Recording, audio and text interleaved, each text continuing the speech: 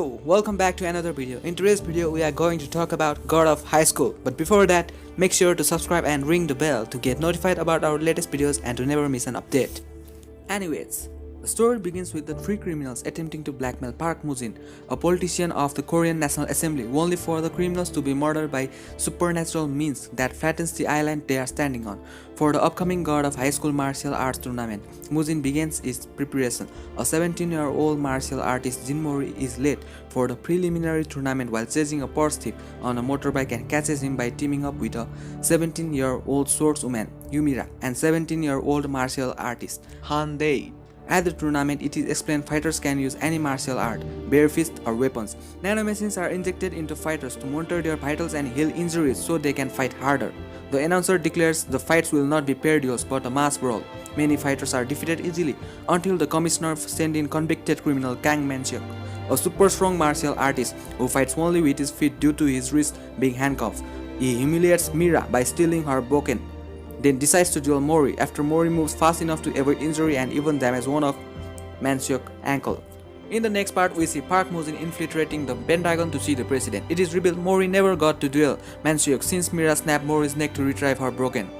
Mori explains he entered the tournament for a rematch with the commissioner who scouted him. Mori accidentally drops her bokken into the river, so he and Daewoo help her find it as it was a gift from her late father. At the next fight, Mori, Mira and Daewoo make it through their matches. Man-seok fights Go Gamdo, a Tai Chi user who is a Northern-style taekwondo designed for battlefield combat that allows moves such as eye gouging and groin strikes. Man-seok beats Gamdo and demands he beg for mercy. Disgusted, Mori saves Gamdo. The commissioners try to intervene but are overwhelmed by Man-seok's rage at being humiliated. Despite this, Mori easily renders Man-seok unconscious, only to find himself restrained by Moo-jin's unexplained powers. Moo-jin orders Mori be punished for interfering in a match. An unknown is seen watching the tournament. Mori faces disqualification until Moo-jin recognizes Mori's grandfather JINTAEJIN. Mira defeats American female wrestler and reveals her family martial art includes swordless style which can slice flesh using only fingers. Mori is told he can remain if he beats one of the commissioner, though not the commissioner Mori wants. That night, Mori eats a piece Moo-jin gave him and immediately vomits blood as it was not a normal piece. He is told he will win if he can push the commissioner to the floor. Then when the commissioner mocks him, he easily punches him down. Mori is amazed his body feels more powerful, but the commissioner is so angry he activates a supernatural power and summons a clown like spirit to kill Mori, only stopping after being restrained by his fellow commissioner. Moo-jin happily confirms Mori is Taijin's Tiger Club and swears to take possession of him. Soon after, we see Mori criticize Mira for treating marriage like a business arrangement and decide to infiltrate the wedding. Seong-jin has a flashback revealing he is a cult member ordered to marry Mira to obtain her moonlight sword style believed to be capable of defeating God. Mori convinces Mira and they successfully escape, and Mira decides to re-enter the tournament without it. Later, Seung-tae deteriorates and Daewoo snaps and assaults several bullies who routinely harass him at work. During his match against Mira, Daewoo wins by savagely beating the swordless Mira unconscious and promising to defeat Mori in the finals. We see Daewoo serving up Highland rivalry in his early days with Seung-tae that developed into friendship soon after Mori advances to final, and Mori and Daewoo clashes. Mori knocks Daewoo down and tries to show him mercy instead of taking revenge, but Daewoo takes advantage, claiming he was never really their friend and unleashes a devastating attack. Daewoo knocks Mori down, but as the referee begins the countdown, Moo-jin, who had promised to cure Seung-tae if Daewoo won, informs Daewoo Seung-tae is dead, hoping to unbalance him. Daewoo flashes back through his entire friendship with Seung-tae and decides to lose the match. Mira arrives and interrupts the match with a goodbye letter Seung-tae wrote to Daewoo. With renewed determination, Daewoo rejoins the fight, rediscovering his friendship with Mori. Mori deals a final blow to a happy Daewoo, winning the match. Moo-jin comments that he seems to have found two tiger cubs. As the three friends leave the ring together, several other fighters watch them with interest. Mori's missing grandfather JINTAEJIN refuses to join a mysterious cult, so they summon their god to destroy him. Mori is now Seoul's regional champion and can compete in national tournament with a team of regional's strongest three fighters. The commissioner worries over a group called NOX interfering, so Moo-jin summons the six, including his elderly former instructor Na Bong-chin, who decides to make Mori his pupil to provoke JINTAEJIN. Bongsa is revealed to be blind due to moonlight style. He is approached by NOX assassin Price Drake McDonald. Daewoo demands Moo-jin to tell him about the powers behind the tournament, so Moo-jin tells him about Charyok, fighters who borrow power from gods, demons, even historical heroes, and Muzin wants to find the strongest. Dabi tells Mori and Mira about Chariot, though this only makes Mori more excited about fighting strong opponents. As the national tournament begins, it is revealed that Drake not only killed Bongsa, but also seemingly Commissioner Q. At National, Mori and his friend face the North Tongcheong regional champions. Mori uses Bongsim's acupuncture techniques for strength but accidentally paralyzes himself and loses to Nagidong. Drake brags to Q about killing Bongsa and his wife and baby. Q recovers and activates his chariot. The Sky's wielding Joker playing card and cuts Drake's arm off. Drake recovers by using his chariot caterpillar to reattach him arms. Daiwi faces Jim Pung Wang, an unintelligent but hardworking man who wants to help children who struggle in school. Pung Wang uses his chariot laborer to summon a giant hammer, but Daiwi knocks Pung Wang unconscious. Q almost kills Drake, but it is stopped by two NOX assassins, Bryce Saturn and Axley Ivanovic. Commissioner O arrives to assist Q in combat. Meanwhile, Mira faces fellow swordsman Zhang Zhangmi, a kendo practitioner who sees defeats, winning the match for their team. Outmatched by O and Q, Saturn and Axley flee with, while Drake sets off an explosion from his own body that destroys the top of the building. Muzin determines that a traitor must have told NOX Q's home address. The severed arm of JINTAEJIN is discovered, suggesting he was defeated and captured. The next team matches begin, and Zegal Tag starts his match using his chariot Megalodon to brutally bite and rip his opponent. Daiwi intervenes in the match but fails to stop Taik from claiming a sadistically violent victory. The South Jeolla team entered the semifinals after the victory of Park Il-pyo using the ancient martial art Taekyon and his chariot Ninetales Guardian. Mori is suspicious the tiger on Il-pyo's jacket is the same as Taijin military uniform. Daiwi becomes interested in acquiring a chariot while Mori decides against using chariot. Mori is approached by Il-pyo, who explains after his father died and his mother abandoned him, Taijin gave him a Taekyon training manual written by Il-pyo's deceased grandfather, inspiring him. Taik attempts to assassinate Il-pyo, almost killing Mori, but Il-pyo saves Mori. Q learns Bongsa's wife and baby are alive, Drake having actually killed doppelgangers created by P after Bongsa was killed. Muzin informs Q 9 months' salary will be confiscated to cover the damage of his fight with Drake. Q runs into Daiwi, who seeing Q has no money offers him one free meal a day. In exchange for chariot training, Muzin informs the commissioner they have permission to use the full power of the chariot to prevent NOX assassinating the key. Mori becomes depressed over missing Taijin.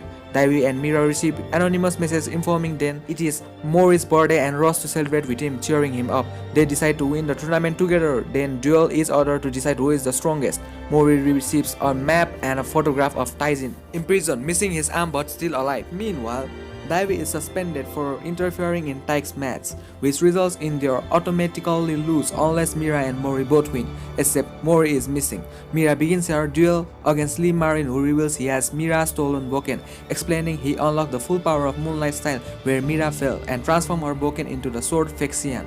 Mira retrieves Fexian only for it to return to Marin, having recognized him as its true owner.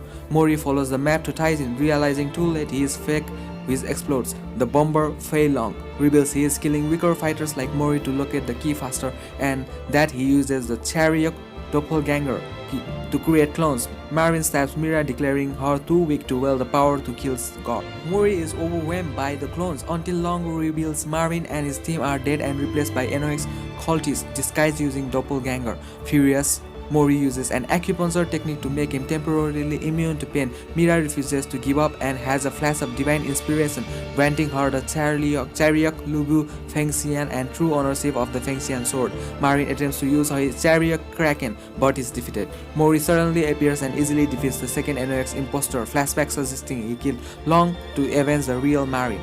Bongsim admits Mori has grown from Taijin's tiger cub into true tiger. Il-pyo remembers how Taik defeated his teammate Seong-yeong, ending her martial arts career.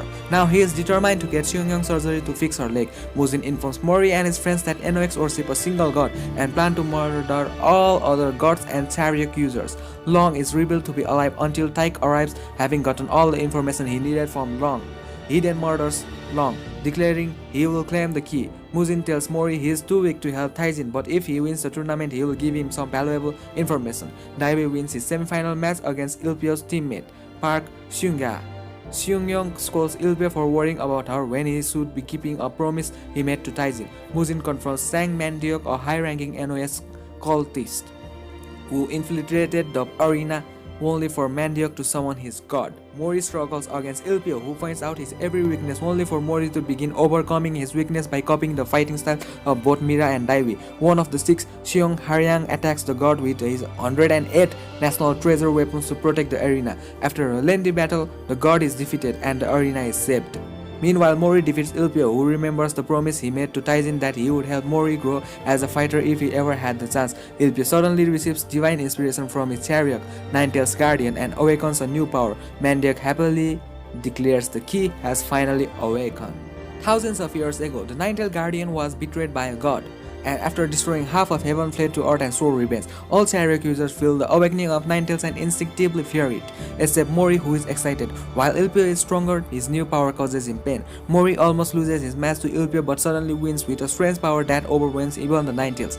Daiwi and Mira ask Mori if he unlocks a chariot, but Mori is unsure. Mujin senses the Ninetales defeat and orders Ilpio be secured immediately while Mandiak flees. Mori visits Ilpio in hospital and explains about JINTAEJIN still being missing. Elsewhere in the hospital, Jeon Jukok, who lost his chariot maze after being defeated by Taik, gains a new chariot from Mandiak Grid that allows him to absorb other people to increase his strength. He attacks Taik only for Taik to bite him in half with Megalodon and kill it. Everyone Jugok absorbed is expelled, including Ilpio's teammates, who Ilpio is horrified to see both head limbs bitten off by Megalodon. Furious that Taik wants more injured people, he cares about Ilpio's attack Taik.